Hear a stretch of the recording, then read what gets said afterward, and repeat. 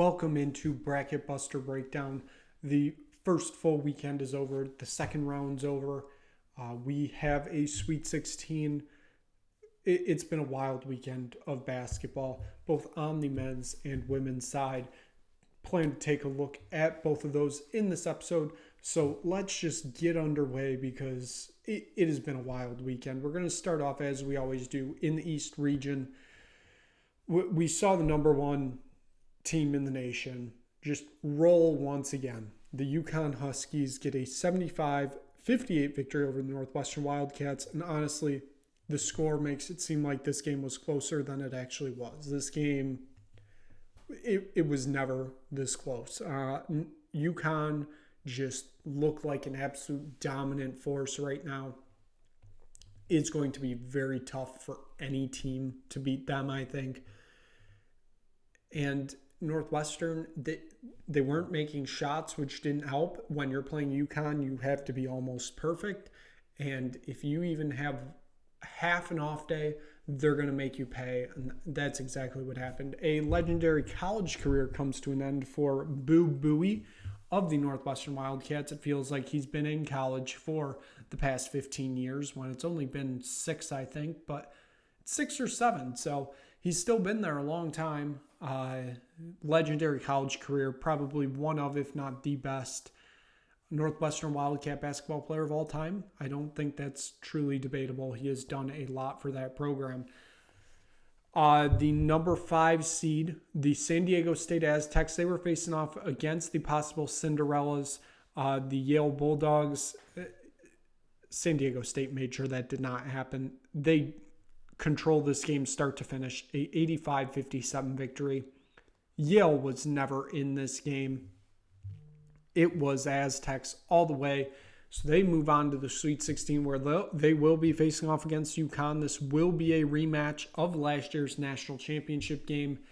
That is obviously one people are really looking forward to. Game being in Boston. Should be a raucous atmosphere because it is going to be a UConn home game, basically.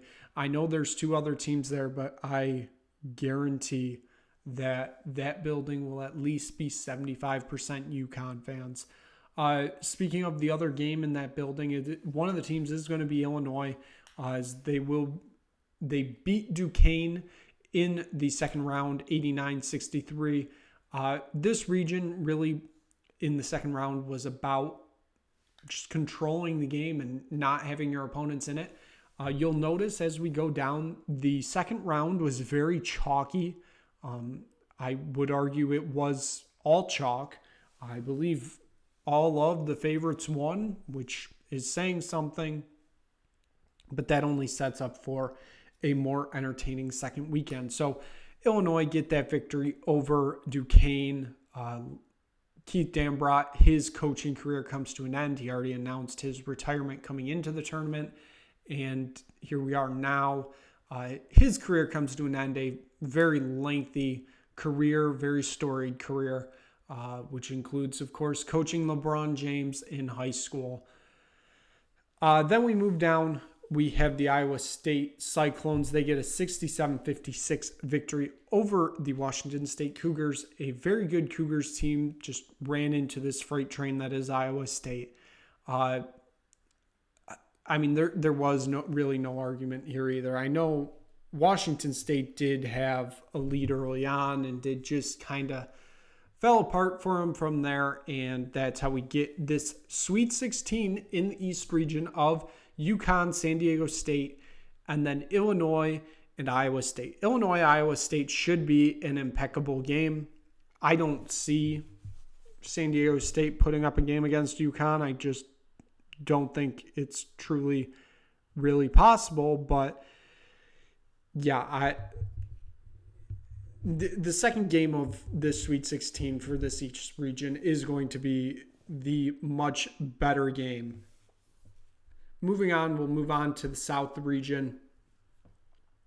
Houston beats Texas A&M in overtime. This was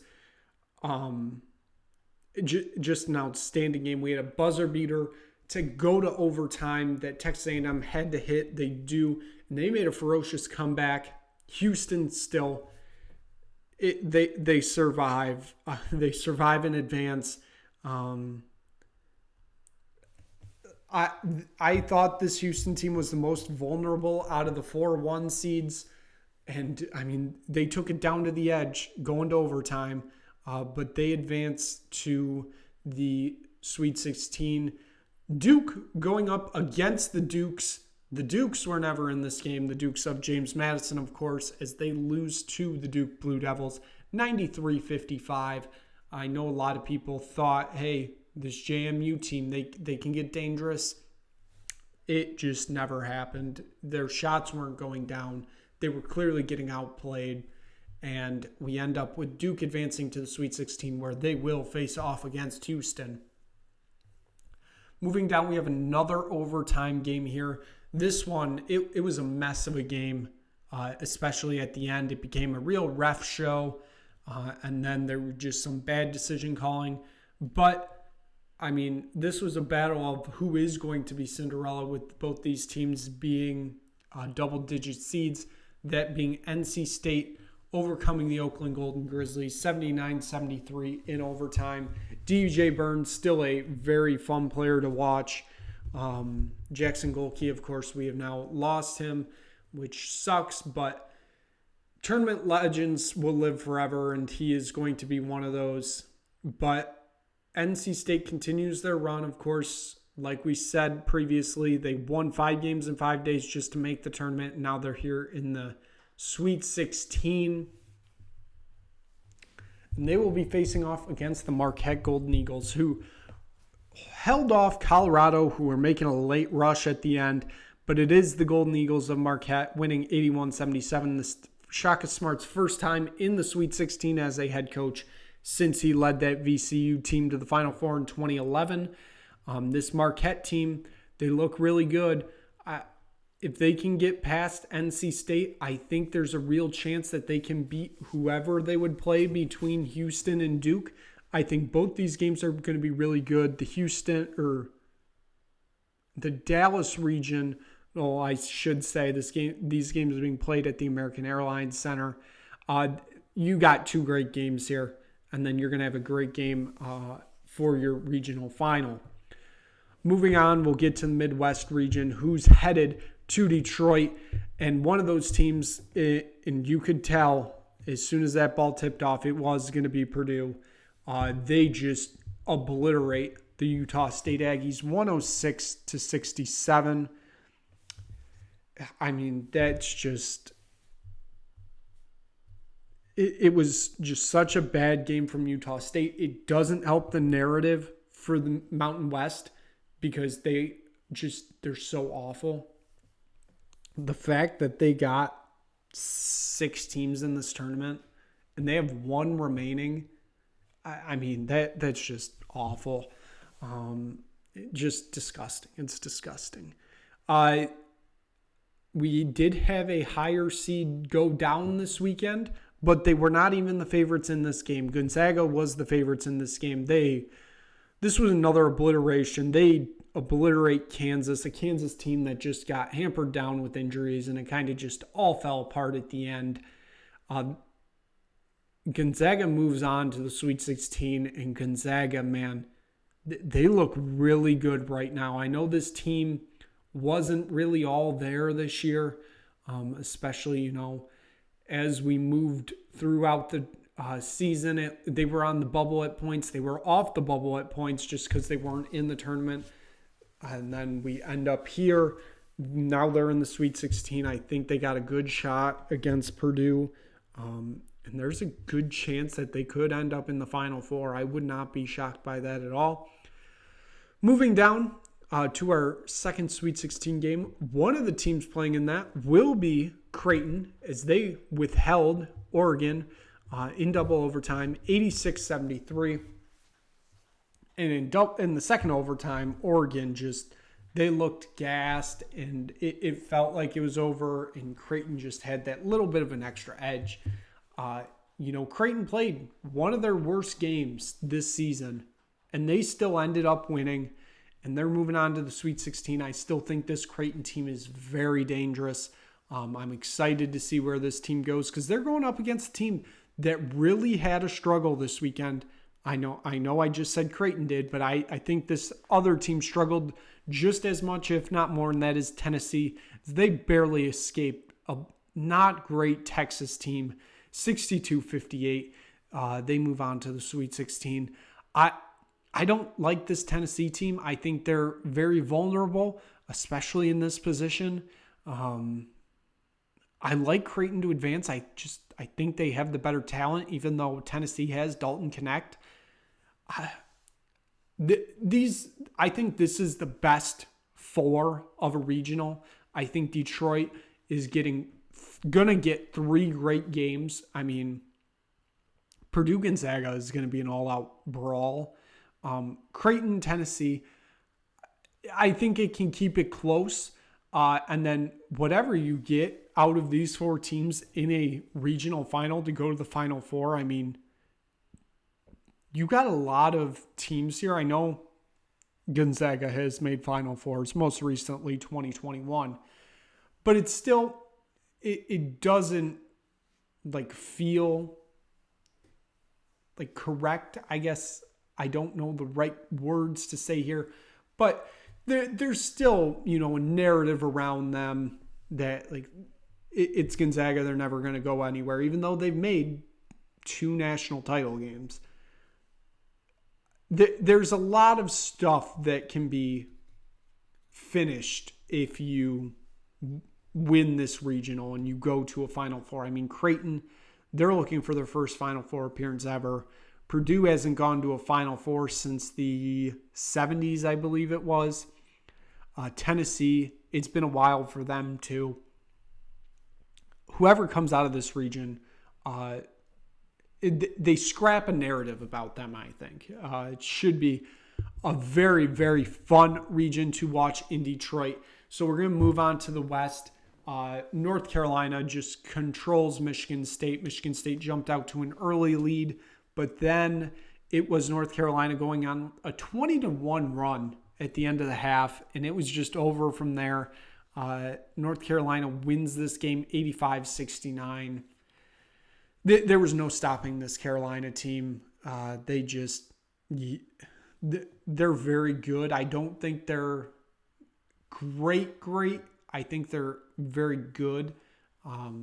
But I'm still excited to see where this team goes. I think this weekend is going to be a real test, given that you're going to have to travel out to LA, time zones, all that stuff. I worry a bit for 3 of these teams here, just because of the travel.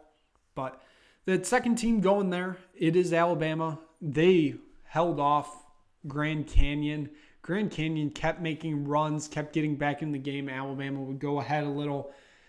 Grand Canyon get back in the game, go ahead a little. It went back and forth like that. Alabama finally outlasts them, 72-61 final.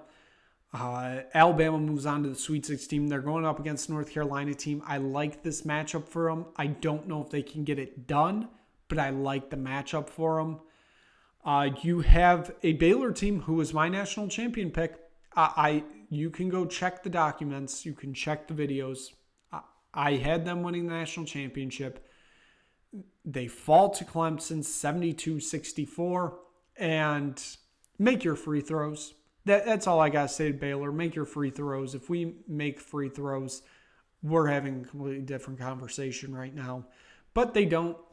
And Clemson advances to the Sweet 16. This was a Clemson team nobody was high on. I think everybody had New Mexico winning that first round game. And they're just showing why everybody's wrong and why this tournament is the best. Because you can have all the experts read whatever you want, but I mean, it's never going to matter because the game's played on the court. That's all it is. The game's played on the court. And finally, we have Arizona advancing in a game that was starting at 10:30 a.m. Their time. They advanced past Dayton 78-68. That was basically how the game went. It was always a 10-point-ish game. I believe the odds in Vegas were at 9.5. Arizona is a favorite, so it stayed around that the whole game. And we end up with a Sweet 16 of North Carolina, Alabama, Clemson, Arizona. And honestly, if Arizona doesn't win this region, because I think they have the best team out of the four here, if they don't win this region, I mean, there's got to be conversations had, because this is perfectly set up for them. They're the only team from the West Coast going to LA. Everybody else coming from the East, time zones, all that stuff. I mean, this is perfectly set up for Arizona to make a Final Four. And then, of course, the Final Four is in Arizona. So this is perfectly set up for them. The question is, can they get through it? So here is a look at the 16 teams left. And boy, do we still have some great matchups ahead, as we just broke down. I mean, there truly is no real Cinderella. I know NC State's there, and I guess they're the closest you are going to get to a Cinderella because they are the only double-digit seed here. But we have a very high amount of high seeds. We still have all our ones. We still have all our twos. We have, I believe it's 2 of our 3s. And I mean, this is just set up to be a great weekend of basketball. I think this is going to be a lot of close games, and that's going to be very good to watch. So, I mean, if I still have to pick a Final Four from these 16 left, my Final Four is going to be UConn coming out of the Boston Regional. I'm going to go with Houston coming out of Dallas. I like Marquette there, but I think just Houston ends up going. Honestly, I like Gonzaga to come out of Detroit. I think it could be Gonzaga. I think it could be Creighton. I think it could be Purdue too. It kind of does look like it might be Purdue's time finally, but I like Gonzaga to come out as my prediction. And then in the final regional, I like Arizona. If Arizona doesn't get there, like I said, that's a big problem. So right now with these 16 left, it's a Final Four of UConn, Houston, Gonzaga, and Arizona. So I mentioned it was a very interesting weekend on both sides of the balls, and of course that means the women's game. So let's take a look at the 16 teams left for the women's tournament.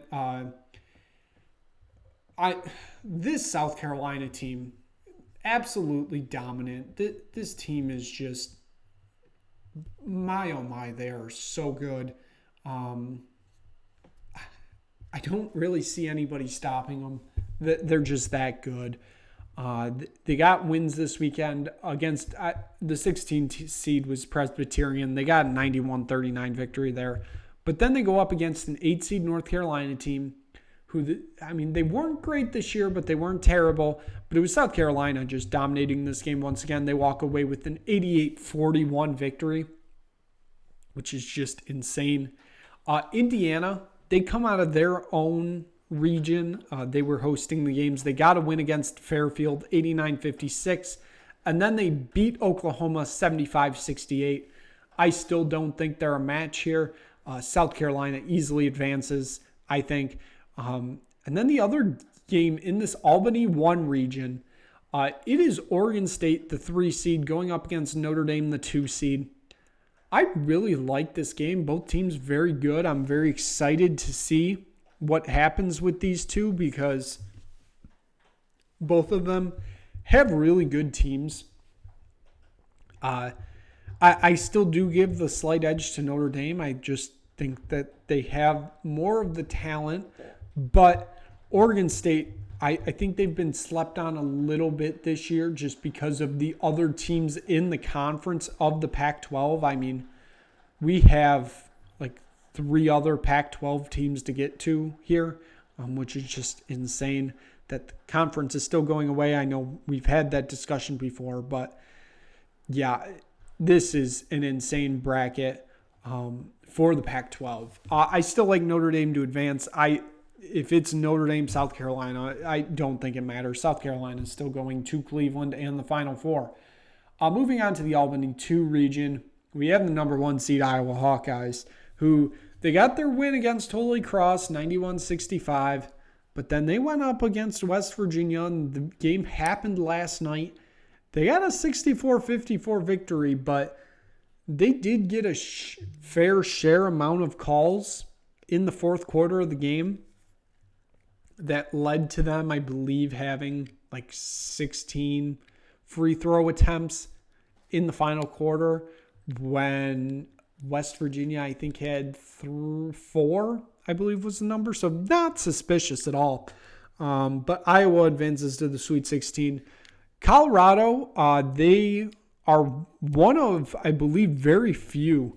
I think there was only 2 other teams on this list that came out of a region that they were not, or I believe it was only one other one. They came out of a region that they were not hosting. Kansas State was hosting this, the 4-13, the 5-12, and then the second round game there. They get the victory over Kansas State in that round of 32 games, 63-50. Kansas State was really never in this game, even though they were at home. Colorado looks like a very good team. I think that they can put up a real good test with Iowa this coming up weekend. LSU, they struggled with Rice, and then they kind of struggled with Middle Tennessee. I know the final score of the Middle Tennessee game was 83-56, but once again, if you look at those fouls in the foul breakdown and then the foul shots breakdown, it's interesting. It really is. But LSU advances to the Sweet 16. Kim Mulkey gets mad at the Washington Post because apparently they're putting out a story and Kim was trying to preemptively get in front of the story, which tells me that whatever this story is going to be, which nobody knows what this story is going to be except it might be coming out. Who knows when, who knows what it's going to be about, but Kim always finds a way to make a one-day story a two-day story, and that's exactly what she's done here. That's just her specialty. But they will be going up against a UCLA team that were taken to the limits on, I believe it was last night, against Creighton. They win 67-63 to advance to the Sweet 16. But this UCLA team, they're still very good.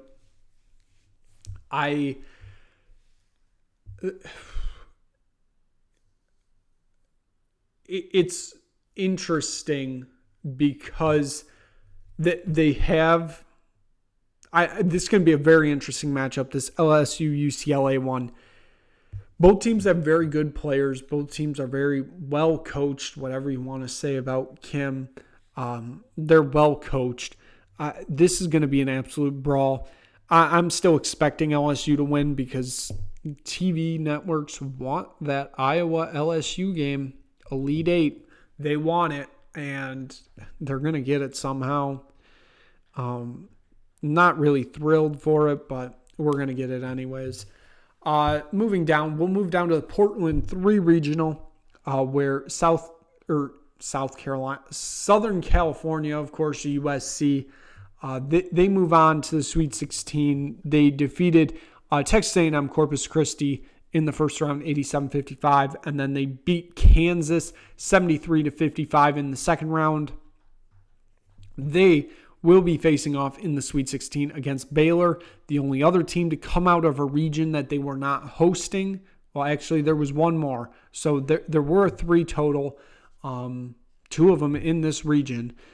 Baylor wins that game against a shorthanded Virginia Tech team, 75-72. And then, of course, the news today comes out that the Virginia Tech coach is leaving for the head coaching job at Kentucky. So you always got to wonder what's in play there. Like, kind of what's the thought process with these coaches when it's clear that they already have a job signed on for, and then you end up with this. Moving down, the other Sweet 16 game in this Portland 3 region, it is UConn who defeated Jackson State 86-64 in the first round, and then defeated Syracuse 72-64. Syracuse gave them all they could have in that game last night. It was an amazing environment at Gampel Pavilion. Just kind of reminds you of what that Syracuse-UConn rivalry is all about. Always kind of hoping that it comes back one day, just because the hatred on both sides is so strong. But it was UConn walking away with victorious in that one, and they will be facing off against Duke, the other team that did not host their own region.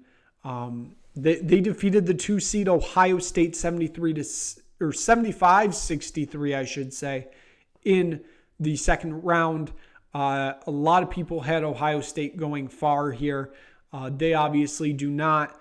UConn now has to go up against... It seems like it's a Duke team kind of getting hot at the right time. Of course, UConn dealing with a lot of injuries. So we will see how much that affects them in this upcoming Sweet 16. And you do have to factor in, I know both teams are doing it, but going to Portland, Oregon from, Storrs, Connecticut, or, Durham, North Carolina, that's not a fun plane ride. It's not a fun, time zone change. It's just not fun, but should be an interesting Sweet 16 there. And then finally, we get to the Portland 4 region. Texas moves on to the Sweet 16, the number 1 seed in this region. They defeat Alabama in the second round, 65-54. Alabama kind of, they kept it close-ish. It kind of got away with them at the end, but Texas advances here. Gonzaga, kind of the same way. They advance past Utah in the second round, 77-66. This should be an entertaining game in Portland, this Texas-Gonzaga game. I still like Texas to advance because they just have the better talent. But Gonzaga always puts up a fight. They always put up a fight in this tournament. And, you can never look past them. Because, these two teams that they could potentially have in the Elite Eight, what matchups we would get. The 3 seed NC State, they get past Tennessee 79-72 in the second round. You have them going up against Stanford, who went to overtime against Iowa State. They won 87-81. 2 of the best games of this tournament so far. Just absolute amazement. The 2 games, they were played on completely different levels than some of these other games, which should mean that we are in for an absolute classic this upcoming weekend in the Sweet 16. Whoever wins that game, I think, has a good shot against Texas. I'm excited for this region. This is a region of excitement because I think any 4 of these teams can come out. I think Gonzaga is the long shot of the 4, but the other 3 are very good teams. So if right now, out of these teams left, I had to pick who's headed to Cleveland for the Final Four, South Carolina is the lock. South Carolina is going to the Final Four. I don't think anybody is ending their undefeated season. I don't think anybody out of these other 3 are ending that season. In the Albany 2 region, it's really hard to pick one. I'm going to go Iowa because they're going to want Iowa in the Final Four. I think they somehow make it there. I don't think they're that good of a team. I think Colorado can easily knock them off this weekend. The question is, where are the fouls being called? That's the question. But I'll have Iowa in the Final Four. I like this UConn team. I think they can make the Final Four. It's the USC game I'm worried about. Juju Watkins is an absolutely outstanding player. I honestly think she might be better than Caitlin Clark, even though she's just a freshman. I really do want to take UConn here. I think it ends up being USC coming out here. What Lisa Gottlieb has done with this team. You got to remember, she was an assistant with the Cavs for a season before she took this USC job. So somewhat of a homecoming if she can make it to Cleveland. And then this Portland 4. It is hard to pick. I'm going to go with Stanford. I think they have the best player in this region. That's Cameron Brink. So the final 4 I have is South Carolina, Iowa, USC, and Stanford. It should make for an amazing watch of basketball. Really excited to see it all play out. So that is going to wrap it up for this edition of Bracket Buster Breakdown. Thank you so much for watching. If you just stumbled across this video, click like, click subscribe, tell anybody you know about it. We'll be back to recap the Sweet 16 on probably Saturday morning, and then it will be another recap on probably Tuesday, so we can fit the women's recap in there too. We're going to have a Final Four in like 5 days, and that's just insane. This tournament goes by so fast, and it's almost at its end. So thank you so much for watching, and we will see you again soon for another episode of Bracket Buster Breakdown.